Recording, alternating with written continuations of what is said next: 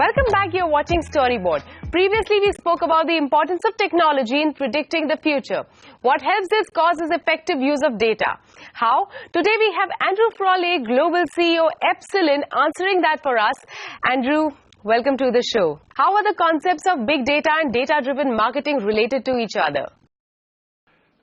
Sure. So the two concepts are obviously tied together, but data-driven marketing is really any brand using the information about consumers, whether it's first-party data, third-party data, digital data, to understand who those consumers are, what their intents might be, what their interests might be, what channels they may want to reply to.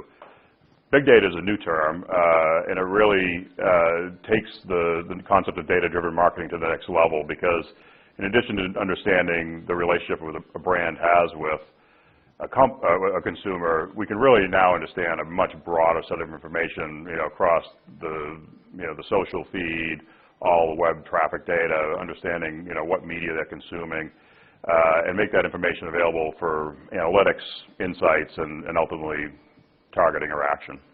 How does data-driven marketing help in targeting the consumers better? At Epsilon, we have hundreds of clients who use information in different ways to really understand their consumers and take action on them. One, for example, might be a brand like Toys R Us, a large toy retailer in the States, who's mining all the purchase activity across tens of thousands of SKUs in their stores, on their website, and anticipating what product a consumer might be most likely to buy next, sending them an offer for that in an email, and with the reality that if a million emails go out, there could be 500,000 uniquely constructed emails, so very targeted, very personalized. Other examples that are sort of even a little more contemporary are, taking people who are watching a particular TV show. We're doing this with the Discover channel in the States that does a lot of reality TV, and so we've modeled their viewership information and then taken that information and identified audiences of people most likely to view a particular show or a particular genre of show, and then gone and find those people digitally across either mobile, web, video targeting. And what we find is obviously the richer the data, the more specific the offers can be, and the more of an emotional connection we can create between a brand and consumer. That's what really pays off. Those are the communications that drive a high ROI. So, Andrew, how does this help in profiling the consumer better? Sure. Well, there certainly are different verticals that have different abilities and different capabilities. And the first consideration is, do brands really know who their end customers are?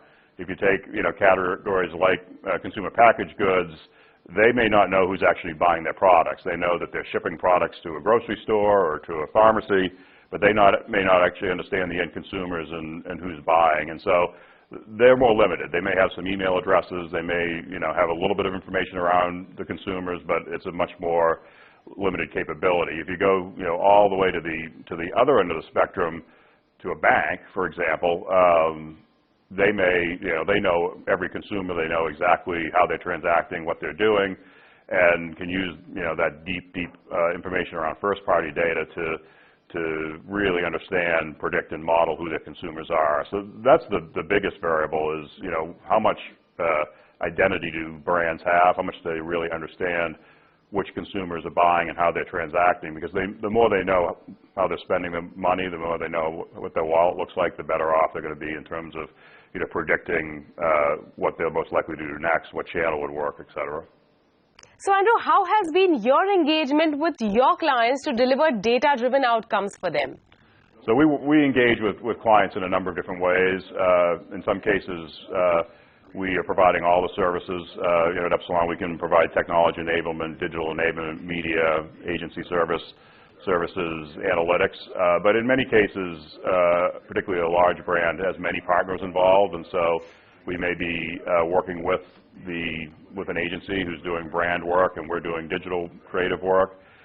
We may be working with technology partners. We work with many of the large technology and media partners, people like Adobe and Facebook and Google, to deliver campaigns. Sometimes we're the prime contractor, sometimes we're a subcontractor.